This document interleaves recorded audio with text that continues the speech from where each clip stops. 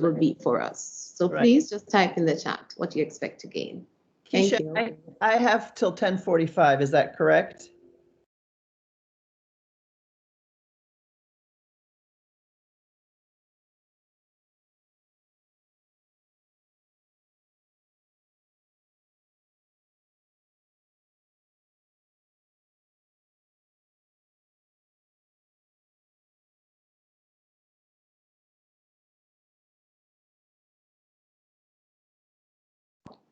We have, oh, I'm sorry, I thought you were hearing me. We have until about 10:55. Perfect. Okay. An extra 10 minutes. I mean, if 11, the latest.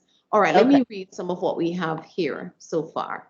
Okay. All right, so I have from Christina, I hope to get some innovative ways to navigate online. These are coming in quickly. Yeah. Yeah, I've seen it. Actually, they're flipping on my second screen, so I'm seeing them. So yes, you're seeing them as well. Okay, fantastic strategies and skills. Some more background on UDL. So good. I think I've got a good mix of things here today for us. So my goal is for you is to some Zoomers. We're going to talk a little bit about Zoom too.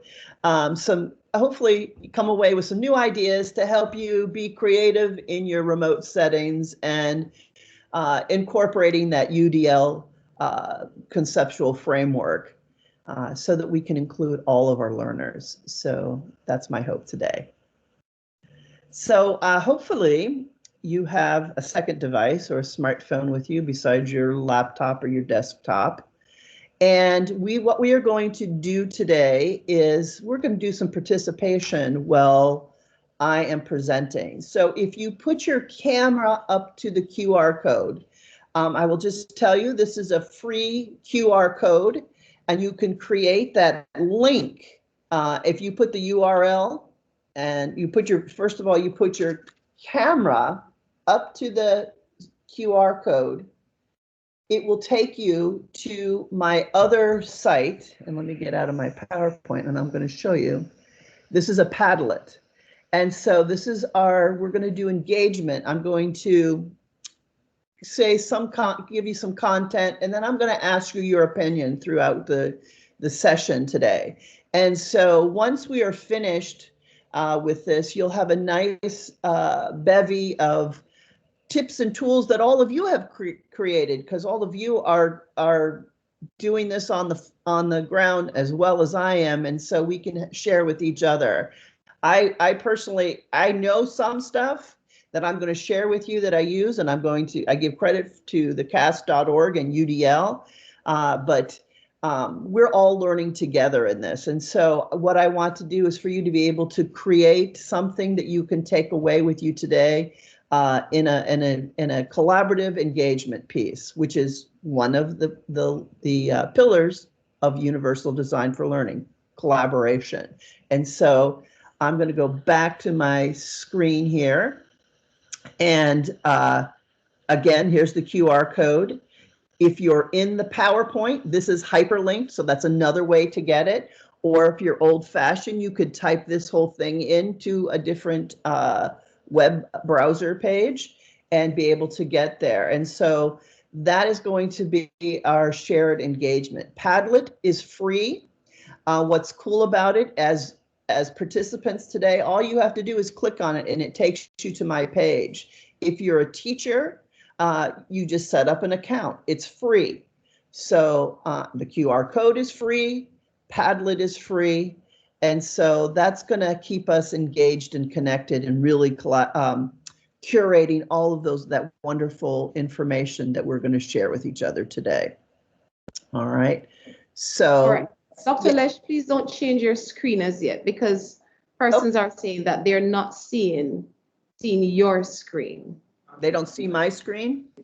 Yes. Do you see it? They're not seeing. I'm seeing it, so that's what we're trying to. All right, let me go back into presentation mode here too.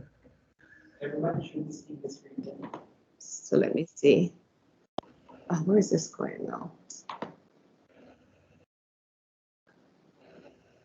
Can you see the screen now? Okay, they're seeing it. Yes, they're seeing it now. Okay, fantastic. All right.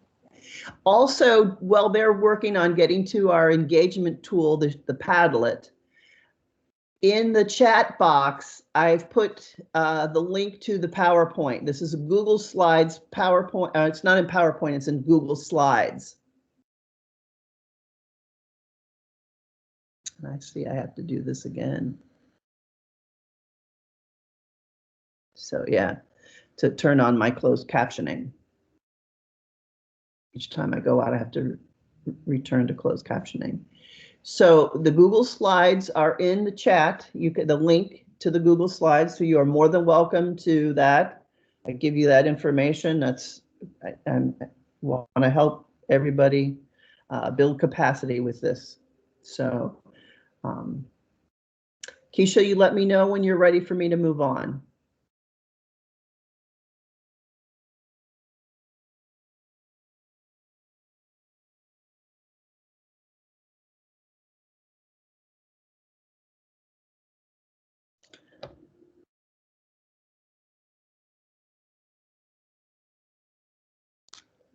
Keisha, we ready?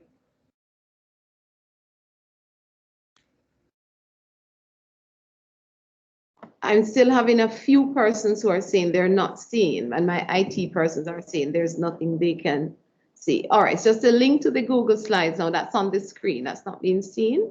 Yes, and if they go into the Google Slides, which I put the link in the chat box, and they get to this slide, Okay. It's the one in the chat box that's not being seen. I'm not seeing it either. So check if you sent it. I'd sent it twice, but I'll send it again. Let me see here. Let me share. I'm not seeing it. Go to the chat. I'm going to send it again here. All right, no one type anything in the chat as yet. Let me just make sure we see. You have it? All right, good. It's there now. All right, fantastic. Thank you. Yes. Good. Okay. All right, I think you should be good now. Okay, so we have two, you should have two windows open. You could have the Google Slides open, which has my PowerPoint, my presentation in it. And then you have another web browser open with the Padlet, right? And this is the link here on this slide. All right, so I'm going to move ahead. So just a quick reminder on Universal Design for Learning, or UDL. My information is coming directly from the website cast.org. So I cannot take ownership of this content. I'm just manipulating it and putting into articulating it in a way to probably hopefully help you.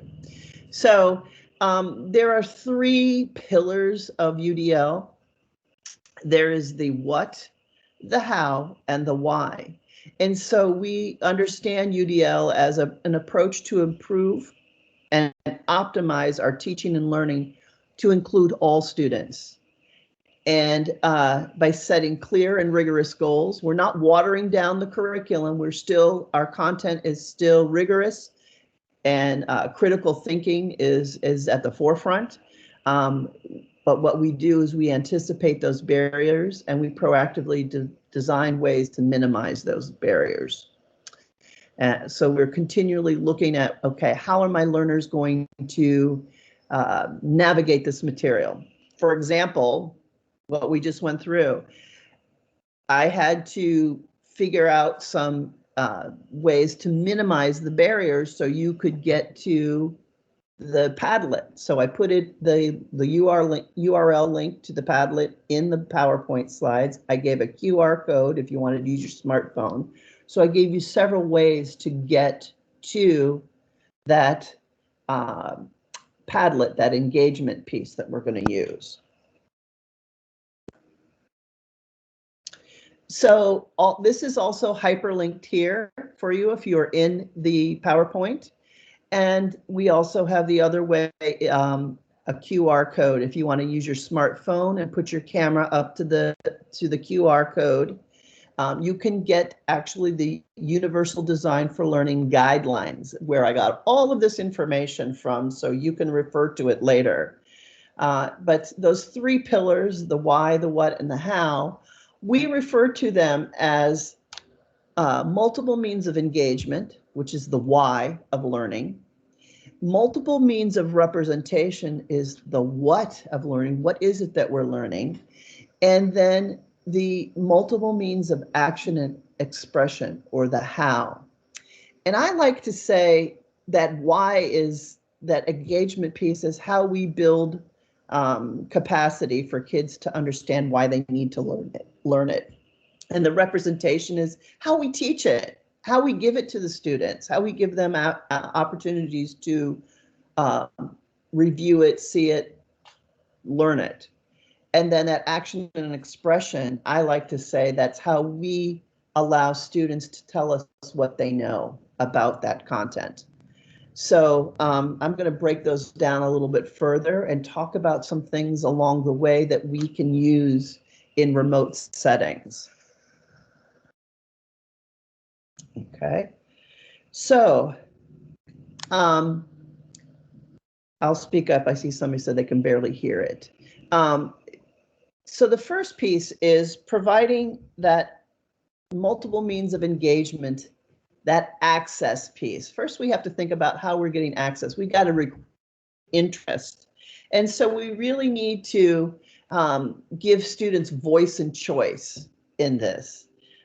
We need to provide learners with as much discretion and as much autonomy as possible by giving them choices and how to see it. You can, for today, you can actually listen to me and look at the PowerPoint slides on your own device. I've allowed you to do that. You can download that piece. You can, just listen to what I'm saying. So there's many ways to do that. We can also look at optimizing the relevance and the value and the authenticity of that engagement. What does it mean to really understand this material? Why are you going to need this in your real life? And so then we also have to minimize the threats and distractions. We have to make our climate safe for students. We have to make it socially relevant for them, culturally and responsively relevant for them. We have to provide charts and calendars and schedules and visual timers, all of those different things to help kids understand how much time and transition for these things. And this helps kids get ready for learning. Okay. In my own classroom in the university, when I give students an assignment and I explain the content, I'll tell them that I don't care. You can tell me how you understand this material from a movie, from a audio. You can tell it to me. You can actually write it out in a paper. You can draw it. So giving students voice and choice in those matters really helps to build buy-in with students.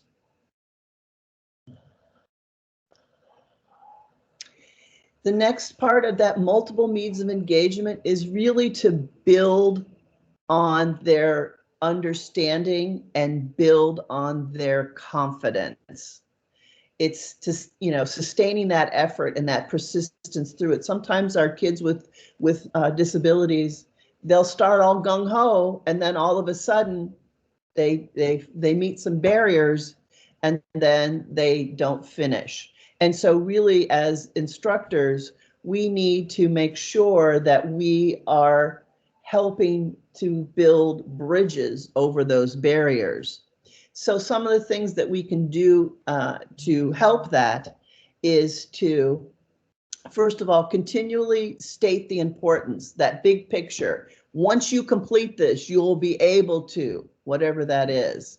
And so that's very important to keep that big goal or picture in mind. Vary some of the demands and resources. Give them a little piece of the help of the information. I use this in just not just my undergraduates, my doctoral students as well. I see them hit a bridge, and so I'll give them a little, or I see them hit a barrier, and I'll give them a little bridge to help them get over it. The other piece is foster collaboration community. I'm role modeling that today by having us do this Padlet, a collaborative piece. So, and then also increase mastery-oriented feedback. Our feedback is so powerful. Our feedback needs to be timely. Our feedback needs to be authentic. It needs to be age appropriate. And we need to make sure that it's specific feedback and that we're always working to master that project, that task, whatever it may be. So in order to do that, we do things like have collaborative learning groups. You know, I can't emphasize enough, we're in a remote setting when we're teaching, but it is still instructional time. And it's still, we need to plan just like we would if we were in front of the students face to face. So it's very important.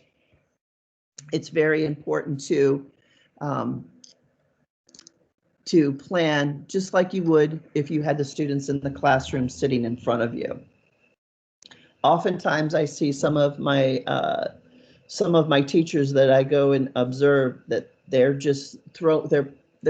not putting the time that they would if they were in a regular setting. They're putting something together quickly and expecting kids to just get it. And so we really have to plan like we would be planning for in classroom content. So let's see, am I missing anything there? Nope, I got it all there. Okay, let's move on. So provide multiple means of engagement, internalizing.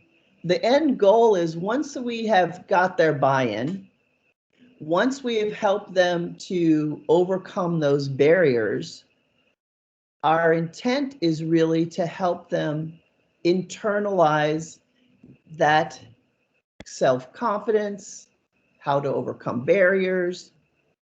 And so how we internalize, or it's generalizability is really what it is. Are they able to generalize that same type of following through with tasks that they have done for you in this project across their curriculum? And so we really want students to be able to self-regulate.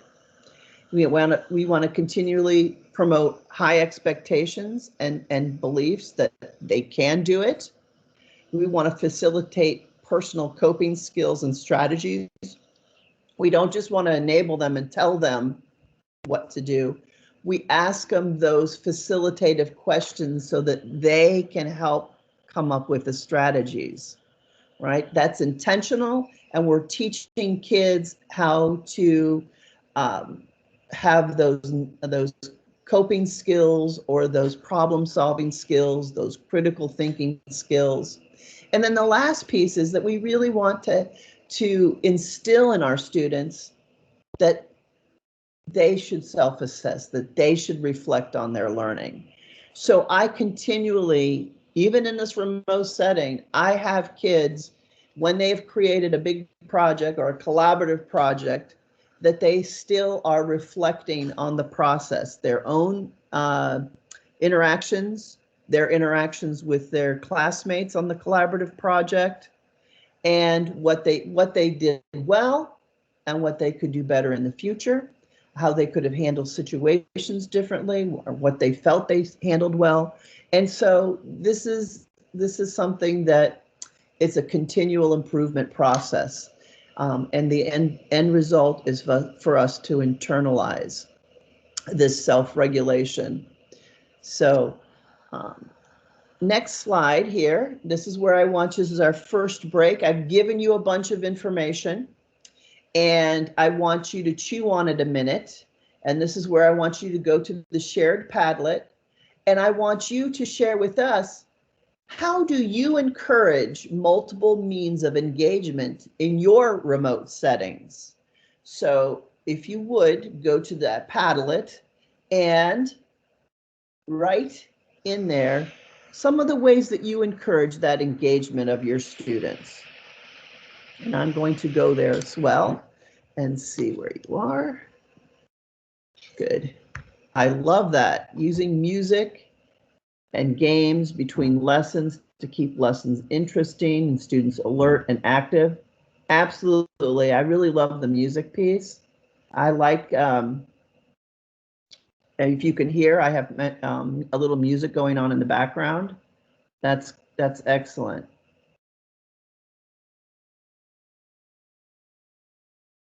Wonderful. I'll give you a minute or so to do that. And you can come back to this. We'll leave this open. And at the end of the day, what I'm going to do is send this to Mrs. Radway, so that she can send it out to all of you. Using interactive games. Good. Mm-hmm.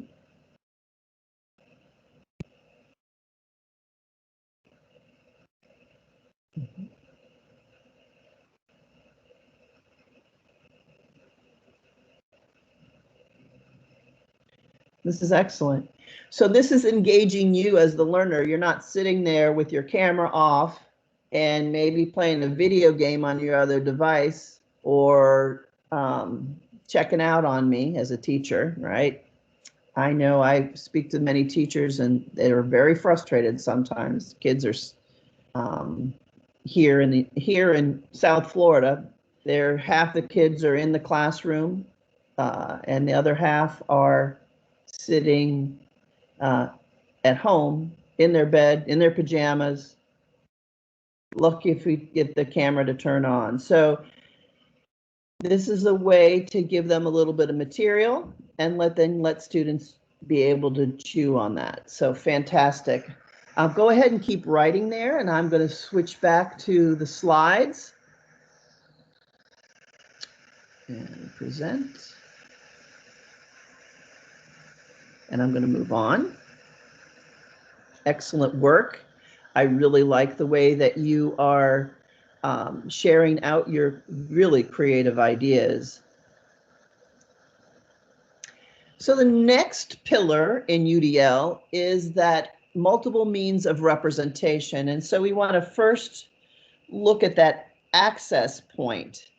And so really what we're looking at when multiple means of representation is that perception piece, okay? How do kids see the material, right? So we want to concentrate on the size of the text, our images, the graphs and tables, that visual content. It drives me nuts when I see slides, PowerPoint slides that have 100 words on them and the font is so small you can't see it. And it drives me nuts, and I know a lot of kids can't see that. We have to make sure that our representation is visible for everybody. That includes the auditory information and that visual information as well. So I'm trying to be very conscious of my rate of speed and my sound and my pronunciation. I want to make sure that my visuals are clear and concise and there's not a lot of extra noise going on around them. And so I would also ask you to, I don't have the website in there, but NIMUS is great at helping. Also, I'm going to share with you the Accessible Educational Materials site, which is part of cast.org. And at the end of this presentation, and that is a wonderful way. There's lots of free tools to help look at your presentations to make sure that they are accessible by all students. So in our representation, we need to make sure that this is accessible to all learners. Next one is in multiple means of representation is building. So we need to make sure that we are clarifying our language and our symbols. If you notice that I didn't take for granted that you may not know what UDL means, and so I wrote it out at the beginning. So I also made sure that you understood what Padlet was. So we need to clarify language and symbols and the structure of things and syntax and support ways to decode text. Have opportunities to show kids how to use speech to text or text to speech or closed captioning like I have down here. Those are fantastic ways. Again, that accessible educational AEM is going to be a fantastic tool for you to use if you haven't already been exposed to that. And so, again, we want to do this across different languages. There is actually, I know I'm using Google Slides, but I know in PowerPoint that you can actually do the closed captioning and change the closed captioning to a different language. And as long as you have the Microsoft package and you have the most up-to-date version of it, you should be able to do that at no additional cost except for the Microsoft package. I will tell you that the Microsoft does not pick up your voice, at least for me. It doesn't pick up my voice and accurately state or articulate what I am saying. It doesn't type out exactly what I'm saying. So I have tried it and this is why I use Google Slides, but you might have better luck than I do. And so both of these are free, Google Slides, as long as you have a Google account.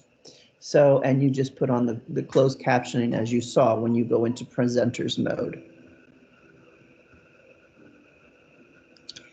And again, in multiple means of representation, we want our students to be able to internalize this information.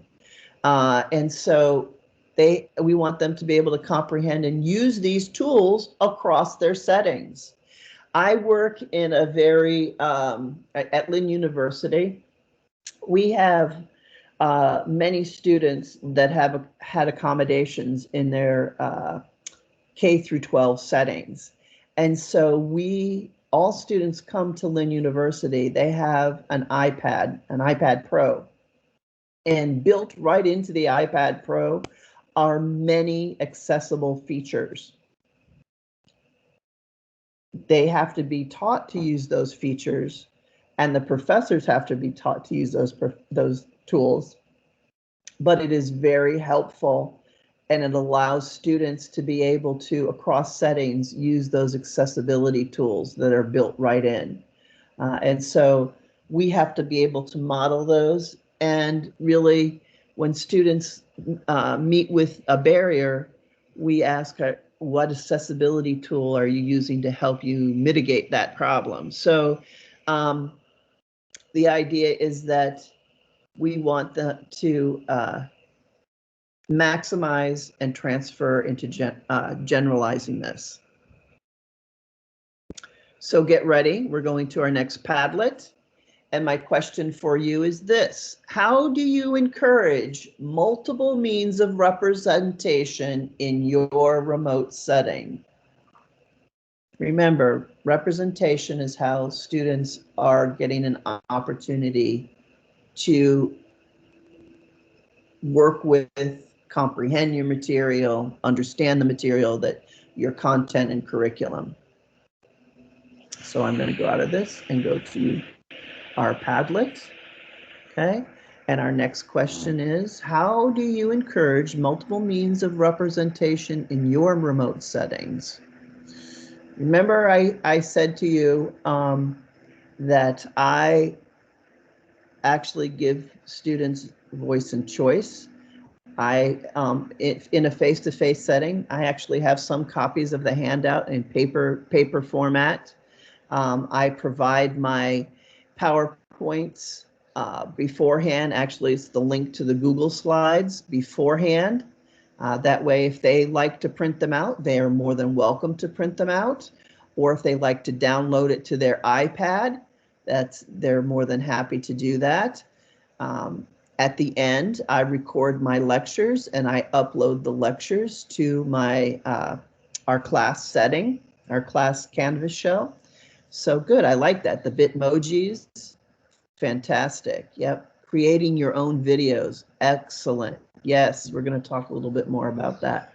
Fantastic. I am going to keep writing away. Students can watch videos in preparation for the class. That's right. You can front load material, right? And they can see it many times. Excellent.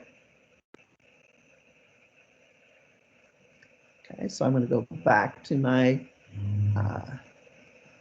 PowerPoint and turn my closed captioning on.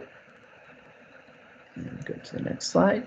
And so that last pillar is that multiple means of action and expression. This is really that piece where we want to tell us how they be able to take the information that we have taught them and be able to use it in some way to tell us that they understand it. So, so providing alternatives requires some timing and some speed and some rate of action and with some instructional materials, manipulatives and technology. So we need to vary those methods and give kids voice and choice to be able to do that and optimize those access to those tools. Like I had mentioned earlier at Lynn, every student is given an iPad Pro. They are given training on how to use the accessible tools in there. And regardless if they need them or not, they are there, right? Isn't that the concept of UDL? Okay. I think before when I presented on UDL, I think in the conference here, that it's just like taking an elevator, right? I have 2 legs, I can walk perfectly fine. But if I have 2 bags of books, my computer, and I have to get to the 2nd floor, instead of taking the stairs, I'll take the elevator. So it's having options to do things in different ways. And so that's what we need to do, is be able to put those barriers down so kids can have opportunities for things or know where they can get them. All right. A lot of times there's so many accessible tools right on our smartphones. It's just amazing. And it's changing all the time. We can provide alternate keyboards instead of using the little pad for the mouse. We can build in switch and scanning options. We could customize some overlays or use particular colors so that they're easier for students to see. So there's a lot of things that we can do in that regard. We have to just explore things. I think a lot of times I find things just by exploring or going into Google and typing in how do you do a particular thing, and you can find different ways to do it. It takes a little bit more time, but guess what? In the long run, it becomes part of what you do every day, and it will help all of our students make academic gains. The next part of multiple means of action and expression is that building piece. And so we want to make sure that we compose our multimedia such as text, speech, drawing, and illustrations, storyboards, using whiteboards in a way that is accessible for everybody. You can use social media as a tool, like I'm using that Padlet there. You can provide spell checkers, grammar checkers. One of the tools that I find that's fantastic for grammar is Grammarly.com. There is a free version. It's fantastic. With the paid version, it actually allows you to check to see how much of a percentage of similar text that you have. So Grammarly.com is a fantastic tool, which is free. providing text-to-speech software. We all have that. It's free and available. You can have it put right into the Microsoft the documents. You can click on that. You can actually speak and write a document. You could take text and have it speak to you. These are all free tools that we have on our smart devices and on our computers inside of different programs that most all of us have downloaded, like Microsoft Word and Google. Next is our last piece, is internalizing. And so we really want to focus on kids' executive functioning, right?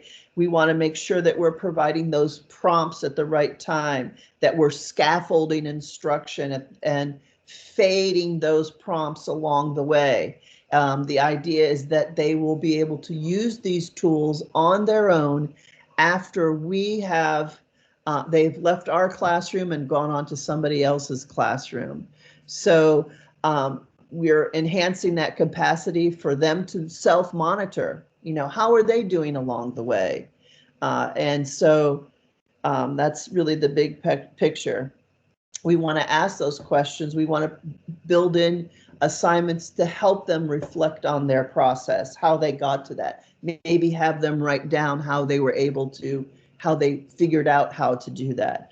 So those are all pieces in there. Use checklists, scoring rubrics, keep a portfolio of the students' work, and see from where they began to where they end.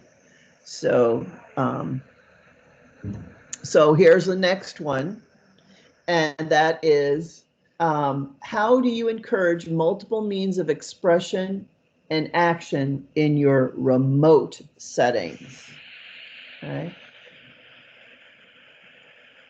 Fantastic. All right, you guys are rocking and rolling before I even got there. That's excellent. Right, okay. Have students create their own PowerPoint. Yes, love it. Videos, iMovies, another fantastic one for kids to use. Blogs, love it. Maybe create their own website. There's free website hosting. There's different ways to, that's fantastic. I love it. So let me go back because I'm going to run out of time with you quick before we know it. And I want to get through the remainder of these slides. So closed captioning tips, as I mentioned earlier, they're free in Google Slides. We're using them here. They're free in PowerPoint, but like what I said, I have difficulty for the text coming up there. It doesn't, and I think I speak fairly clearly, but it doesn't pick it up in Microsoft Word. Stay close and speak clearly. Eliminate background noise and make sure your network is strong. And those are some tips for closed captioning. But I use closed captioning all the time with my students, regardless. And what I find is that the students that don't even really need it, or those students that they will self-disclose they have ADHD, and actually having the words at the bottom of the page helps them to stay concentrated on what the content is. I'm going to skip this for time, but you can go back in there. You have you are connected in there, and you guys had that one filled out, so you can put some closed captioning tips in there for us. Record live sessions. In one of the Padlets earlier, somebody mentioned recording your live sessions, so that's fantastic. Some tips for that are to make sure you archive it in the cloud or external hard drive. As from my lived experience, I actually used all of my memory up in my laptop, and I had to clear things out. So you have to set up a way where you can archive it in the cloud. Be sure that live audiences are aware that the recording is going on. And again, use good instructional pedagogy. Remember, this is a teaching platform, and so we must plan the same way that we would plan if the students were sitting in front of us. Somebody mentioned creating teaching videos. Well, here's a couple tips for this on some of the research that's been done. Keep them short, just the essential piece, like it's one learning objective or one task. not several things over a long video. So keep them short. I would say no more than 20 minutes. Eliminate distractions, outside noise, or make sure that it's clean and you have everything prepared and ready to go. Use closed captioning, and prepare visuals that go along with the video, and use strategies to keep the students engaged during the video. You don't want them to check out. Remember, you're keeping it short, but still our kids can check out. So pause, give them a second to reflect or jot down notes, or to take a little quiz inside. If you're very techy, you can create a way to add a little quiz in between to break up so that they can chew on the knowledge that you gave them. I'm going to skip our shared Padlet. I see people are putting some things in there. That's fantastic. This video, this guy is great. This is a 5-minute video on how to use your second device as a document camera. So I found this the other day. Like I said, finding things online are a fantastic way to help increase our technology. What I try to do is set a goal for myself. Every 2 months, I want to find some new technology piece that I'm going to incorporate in my pedagogical toolbox.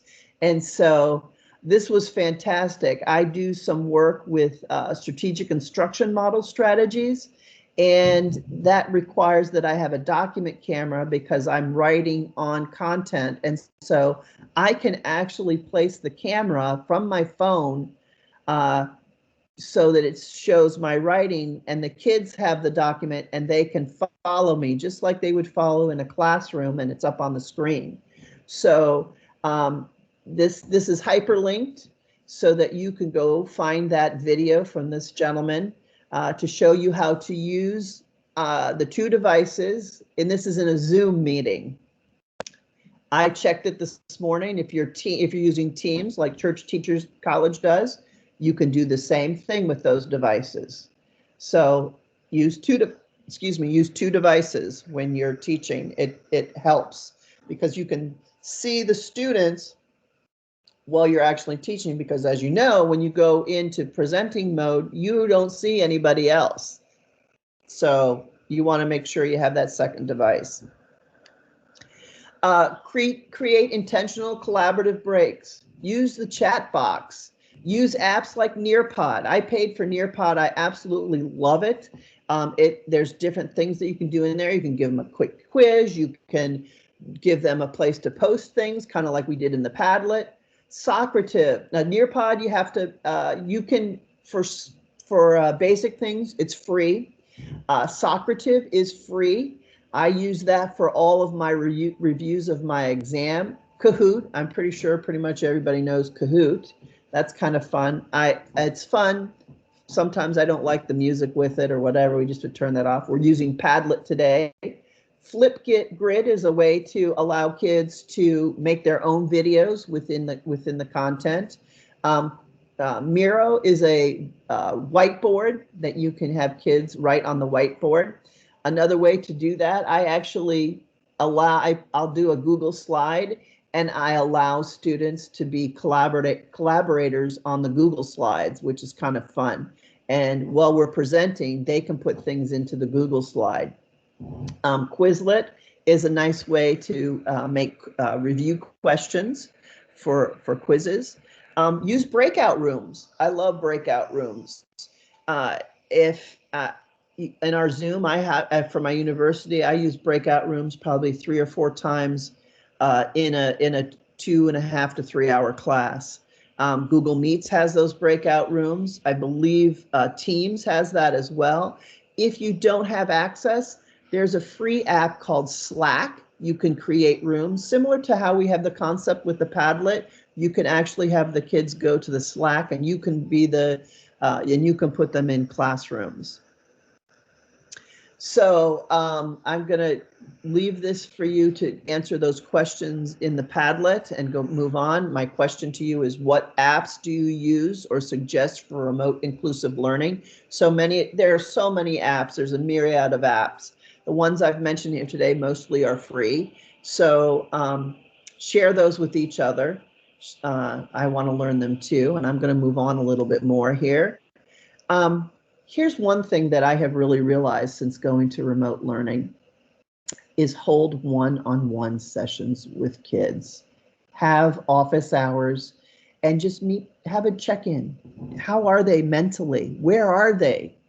You know, how are they doing? What's going on with their family? Is everybody okay? Is everybody healthy? That lets them know you care about them in that remote setting, even though you can't physically give them a hug, give them a pat on the back, or, you know, physically in the same space.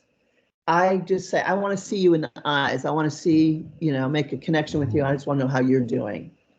And I have to say, in this time of teaching in a remote setting, I have found that by doing that with each and every one of my students in all of my classes, I feel closer to my kids than when I'm actually physically in there. I can't believe I'm saying that, but that opportunity to have just one-on-one with them is just amazing. In fact, my evaluations, they've actually gone up. So I can't tell you, and the research tells us that doing those remote check-ins with our students and their families, it takes 5 minutes. You know, in the same platform, send them a link, you know, or get on the phone is very important. Some general remote tips, use what you know as good instruction when you're making those videos, and include yourself in the video and be authentic. That's the most important thing, is be authentic. Keep the video short, as I mentioned before. Be prepared. Just like you would in a face-to-face classroom. Set your remote behavioral expectations and continually reinforce those, right? Our rules and our procedures, whether we are, and that's taking from positive behavior support language, but we have our rules in our remote setting, and we teach our behavioral expectations in our remote setting. Rules are one thing every day. Procedures are what we have them do, maybe transitioning back from the small groups, or how we have them interact with whatever material. We have to teach them what we want them to do, okay? Focus on the essential learning, that big question. What is that big overarching idea that you want them to take away today, you know, or in your lesson? Break up the video into manageable sections or chunks. You saw today, I skipped a little bit at the end because I was running out of time, but I managed it in small chunks. I gave like 3 or 4 slides of information, and then I gave you an opportunity to engage with what we had just talked about. So the research tells us when we do that, we provide that opportunity, allows kids or our learners to be able to internalize what it is that we want them to learn. Be prepared. Prepare visuals to accompany your video. So visuals are very important. The online classroom is real. It's a real learning space, so we want to make sure that it's organized. So here are the two sites that I got my information from. This accessible education materials, this goes right to best practices for educators. I implore you to review that. There's all kinds of things to help you write your assignments out better, so that the different fonts are accessible for all learners, from not putting lines under things if they're not hyperlinked. You know, what fonts are better to use. So these are free websites, and a great place to explore and to improve your accessible online classroom. So it's been a pleasure today chatting with you, and hopefully you were able to get something from our session today. This is my information. I'm more than happy to chat with you anytime. That's my email address. That's my office number, and I do a lot of tweeting. So this QR code is actually to my Twitter page. So if you tweet, follow me, I'll follow you back. So I tweet a lot about multi-tiered systems of support, response to intervention, leadership, authentic leadership, and just good teaching practices for special educators. So, and of course, I'm very involved in Council for Exceptional Children, so many of my tweets are around CEC as well. So it's been a pleasure. And Keisha, can I stop sharing?